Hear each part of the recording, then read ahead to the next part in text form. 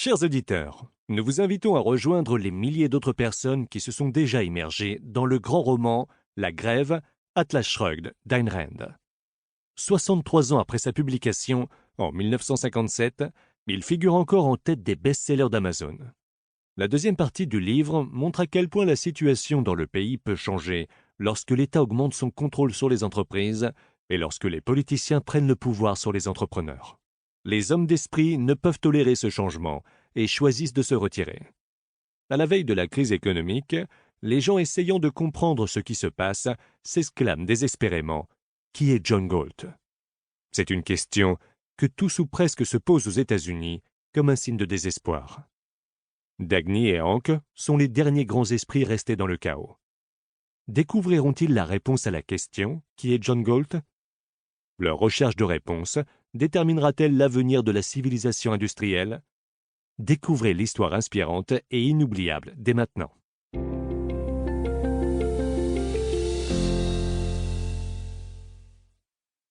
Reardon, qui s'était approché discrètement, entendit une femme, visage mou et d'énormes boucles d'oreilles en diamant, s'enquérir d'une voix tendue.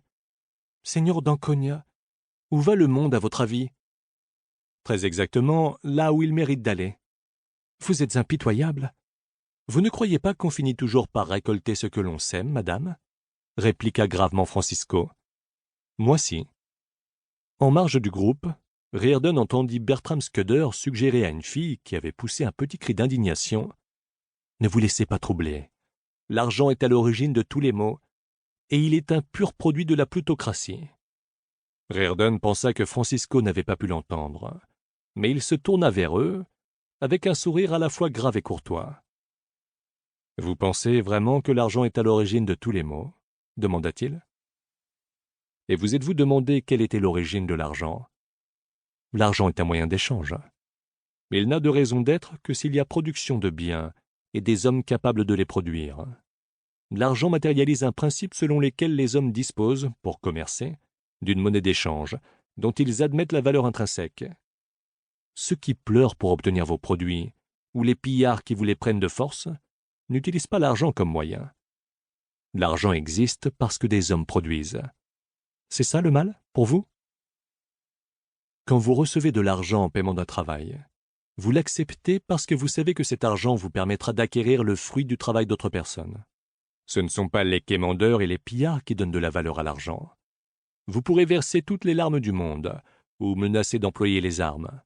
Vous ne pourrez pas assurer votre subsistance et changer en pain ces bouts de papier dans votre portefeuille. Ces bouts de papier, qui se sont substitués à l'or, sont l'expression d'un engagement fort, votre vocation à bénéficier du fruit de l'énergie et du travail d'autres hommes. Votre portefeuille témoigne de votre espoir qu'il y ait, quelque part dans le monde autour de vous, des hommes qui ne manqueront pas à l'engagement moral à l'origine de l'argent. C'est ça, le mal, pour vous ? Vous arrive-t-il de réfléchir à l'origine d'un produit ? Un groupe électrogène, par exemple.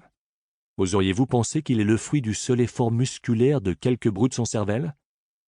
Essayez donc de faire germer un grain de blé sans recourir aux connaissances transmises par ceux qui ont été les premiers à en découvrir le principe. Essayez donc d'obtenir votre nourriture par le seul effort physique.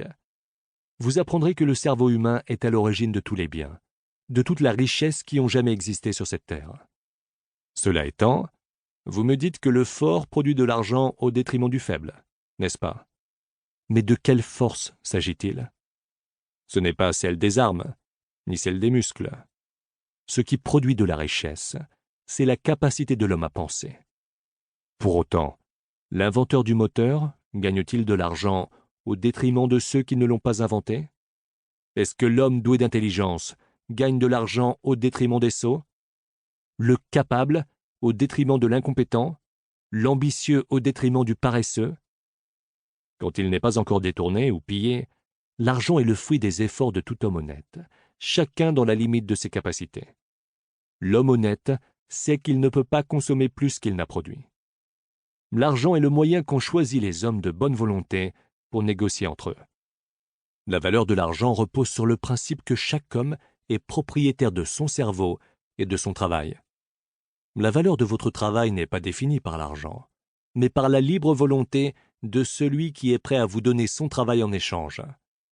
L'argent vous permet d'obtenir, en échange de vos produits et de votre travail, ce que ceux-ci valent aux yeux des hommes qui s'en portent acquéreurs, rien de plus. L'argent n'autorise pas d'autres transactions que celles résultant d'un accord mutuel et librement consenti. L'argent n'a de sens que si l'on admet que l'homme doit travailler pour se faire du bien et non du mal, pour gagner quelque chose et non pour perdre. Qu'il n'est pas une bête de somme, né pour porter le poids de votre misère, qu'on doit lui offrir des gratifications et non lui infliger des blessures, que le fondement des relations entre les êtres humains est l'échange de biens et non de souffrances. L'argent n'a de sens que si vous vendez votre talent à des hommes doués de raison, et non votre faiblesse à des abrutis. Il n'a de sens que si vous exigez ce que l'argent peut offrir de mieux, sans vous contenter de l'offre en apparence la plus avantageuse. Mais lorsqu'on vit d'échange avec la raison, et non la force comme ultime arbitre, c'est le meilleur produit qui l'emporte, la réalisation la plus aboutie, l'homme doté du jugement le plus sûr et de la plus grande compétence. La récompense d'un homme est à la mesure même de sa productivité. Voilà ce qui régit l'existence des hommes, et l'argent en est l'instrument, le symbole. C'est ça le mal, pour vous? Pour continuer à écouter ce livre audio gratuitement, cliquez sur le lien dans la description et vous pourrez l'écouter en entier sans frais grâce à l'essai de 30 jours d'Audible.